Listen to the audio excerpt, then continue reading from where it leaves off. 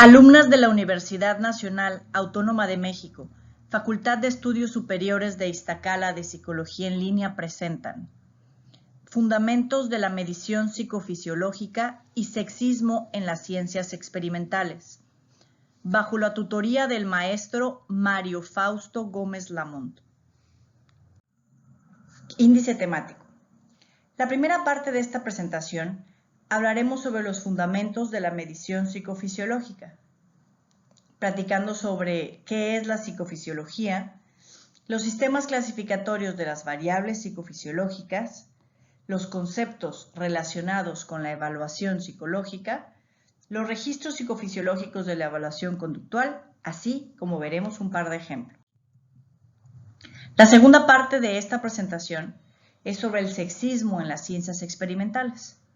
En esta parte hablaremos sobre las etapas del estudio de la investigación feminista, algunas críticas de la ciencia y cómo enseñar ciencias. Fundamentos de la medición psicofisiológica. Psicofisiología.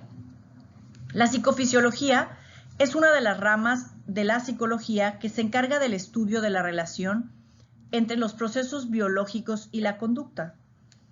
Se distingue de la psicología fisiológica en que ésta analiza el modo en que las actividades psicológicas producen respuestas fisiológicas. Para ello, intenta pautas y patrones de funcionamiento.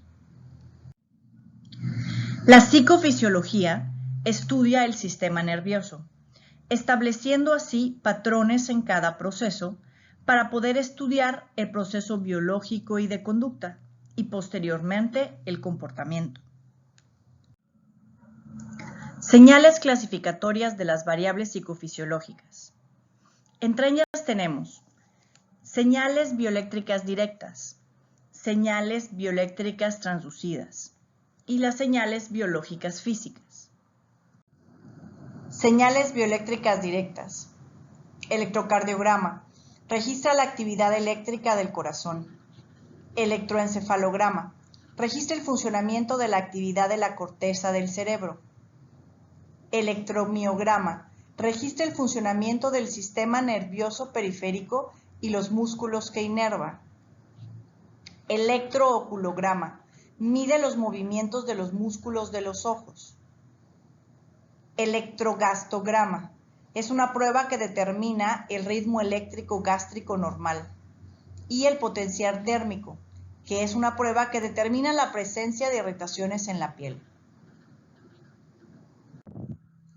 Señales bioeléctricas transducidas. Resistencia dérmica. Registra la capacidad de la piel de oponerse al flujo de calor. Conductancia dérmica. Registra la capacidad de la piel para conducir la electricidad.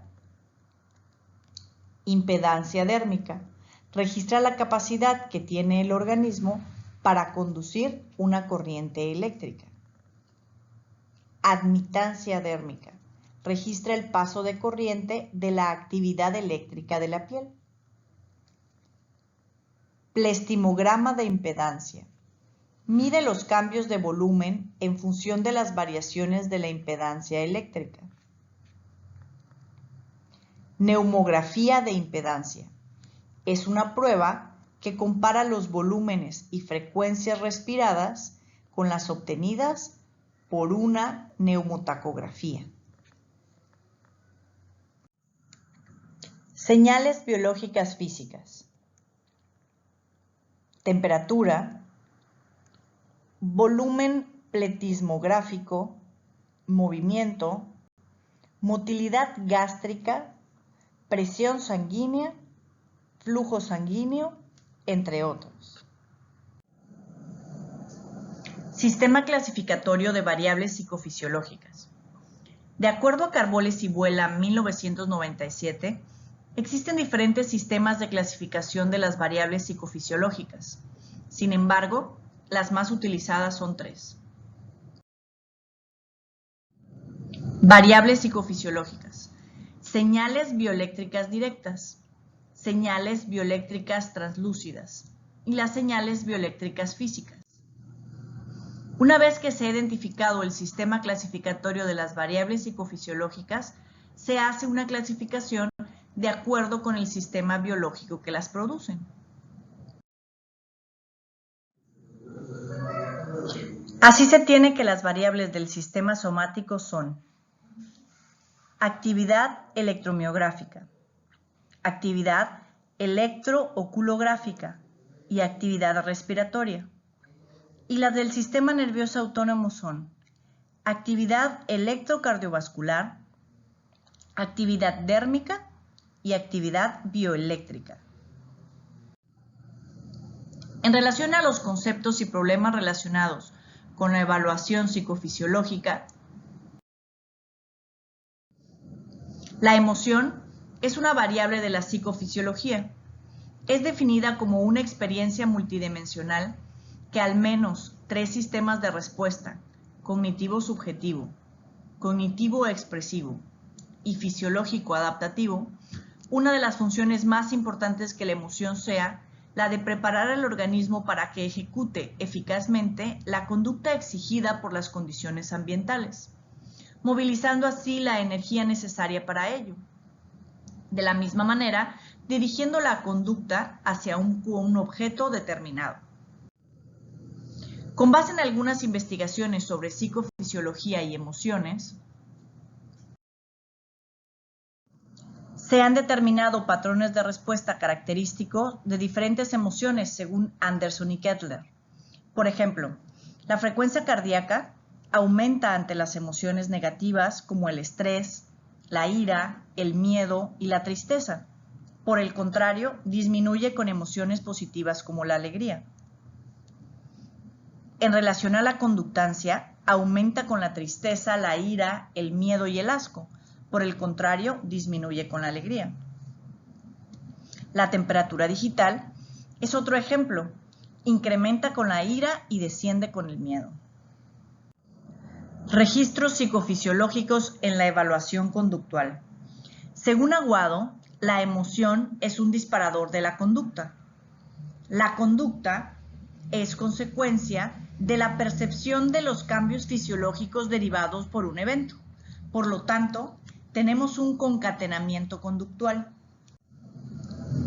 Según Anderson y Kettler, cada reacción emocional identifica por sí un patrón fisiológico diferenciado, o alguno de ellos caracterizan las emociones parecidas entre sí.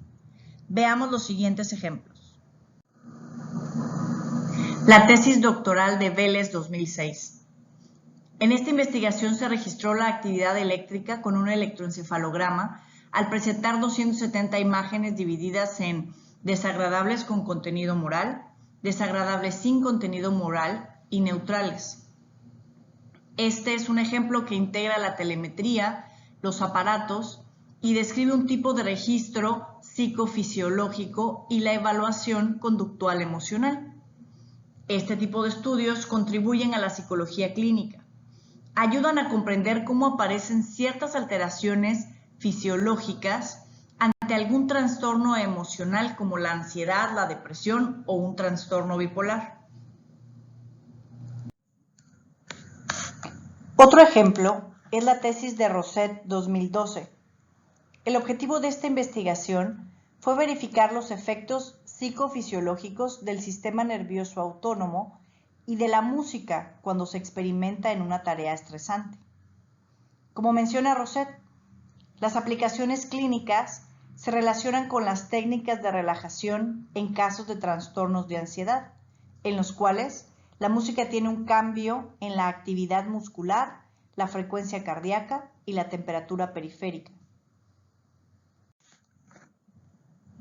A manera de conclusión, creemos prudente recalcar la relación mente-cuerpo en las emociones y la contribución que el estudio de esta relación tiene con la psicología clínica. Las intervenciones psicofisiológicas nos permiten incrementar los recursos identificados en cada paciente, siempre con la finalidad de mantener una adecuada salud mental y mejorar la adaptación en el proceso salud-enfermedad. Continuamos esta presentación ahora con el tema sexismo dentro de las ciencias experimentales. En los años 60 y 70, los estudios y publicaciones de Kuhn, Toulmin y Feyerabend manifestaron que existen factores sociales, políticos y psicológicos que se hacen presentes en la construcción y producción de la ciencia. Estudios e investigaciones feministas de los últimos 20 años han puesto sobre la mesa el androcentrismo que se esconde en los supuestos fundamentales del campo de las ciencias humanas y sociales, buscando rescatar a las mujeres de la invisibilidad de la historia del pensamiento social y político, devolviendo su papel de sujeto histórico. En los 80s, la teoría feminista comenzó a ocuparse de las ciencias duras, y sus investigaciones abordan la tarea de aunar los estudios sociales de las ciencias con la teoría feminista. Álvarez Lires distingue 4 etapas del sexismo dentro de las ciencias experimentales. 1. Lucha por la igualdad de las mujeres. Primeros trabajos feministas centrados en la ausencia de las mujeres en las ciencias y en los obstáculos de todo tipo causante de esto. 2. Se examinan los sesgos androcéntricos en la investigación científica. Sesgos tanto en el diseño como en la interpretación de resultados. Investigación sin mujeres y exámenes muestra únicamente masculinos. Tercera etapa. Cuestionar la neutralidad de los propios criterios que definen lo científico. Y por último, la división del trabajo en emocional femenino, intelectual masculino, teniendo como consecuencia la exclusión de las mujeres en la construcción y práctica de la ciencia.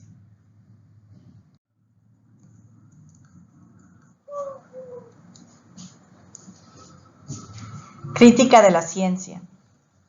La creencia de que la objetividad, razón y mente pertenecen al dominio masculino y que la subjetividad, sentimiento y naturaleza son patrimonio de lo femenino, hacen que esta división afecte a la crítica de la ciencia donde existen omisiones. La mayoría de los estudios sociales no han puesto de manifiesto que la ciencia ha sido producida por un subconjunto particular de la humanidad, ni tampoco que ha evolucionado bajo la influencia de una idea de masculinidad particular. Busca una filosofía que merece llamarse masculina. Los estudios han proseguido su crítica en términos que apoyan tácitamente las divisiones entre lo público y lo privado, lo impersonal y lo personal, lo masculino y lo femenino. Tales divisiones siguen asegurando la autonomía de la ciencia.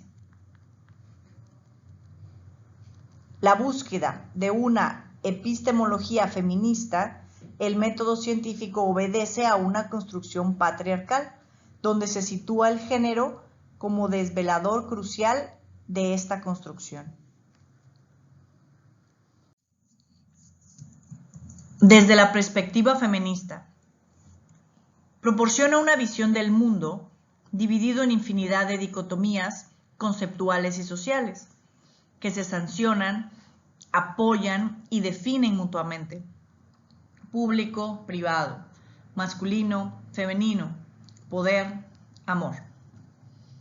Identifica estas divisiones como algo central para la estructura básica de la ciencia y de la sociedad moderna.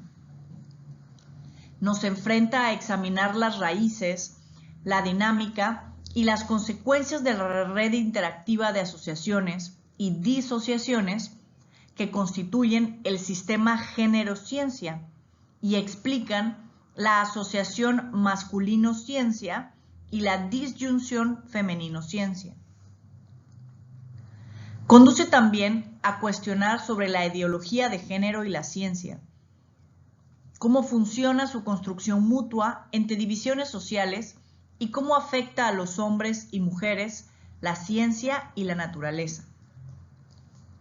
Amplía la comprensión de la historia, la filosofía y la sociología de la ciencia, no solo con la inclusión de las mujeres, sino también de los dominios en la experiencia humana relegados a las mujeres, el personal, el emocional, el sexual.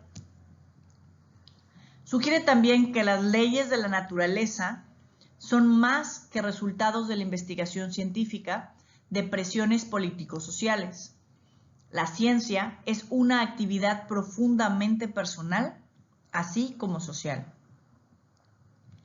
Apunta a tender un puente entre las afirmaciones que se hacen dentro de la comunidad científica y de quienes lo hacen desde fuera. Ahora, ¿cómo enseñar ciencias? A través de propósitos educativos. El primero de ellos es conseguir que niños y niñas, adolescentes, varones y mujeres comprendan el significado de su propia existencia. El lograr superar que en las escuelas no se maneje la afirmación de que la ciencia no es cosa de mujeres.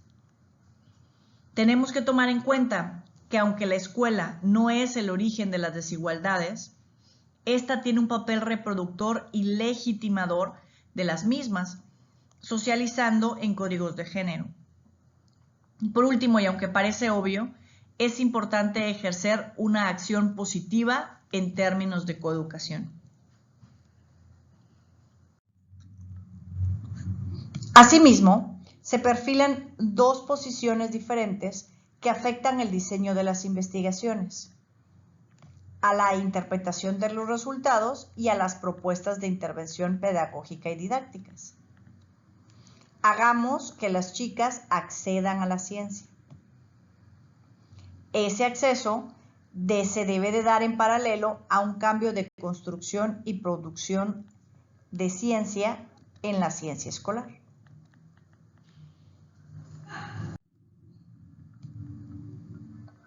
En lo que respecta al acceso de las mujeres a la ciencia, se manejan algunos puntos claves para entender el panorama actual del papel de las mujeres en el ámbito científico.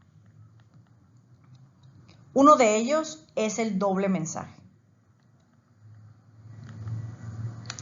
Por un lado, se predica la igualdad y por otro, se exige a las mujeres que sigan cumpliendo sus roles de acuerdo a su género. El otro es el paradigma de la debilidad. En las ciencias experimentales se concreta a expresar las reales o supuestas carencias de las chicas y en establecer acciones para que lleguen a situarse al mismo nivel que sus compañeros varones, ignorando o desvalorizando la experiencia previa de las alumnas.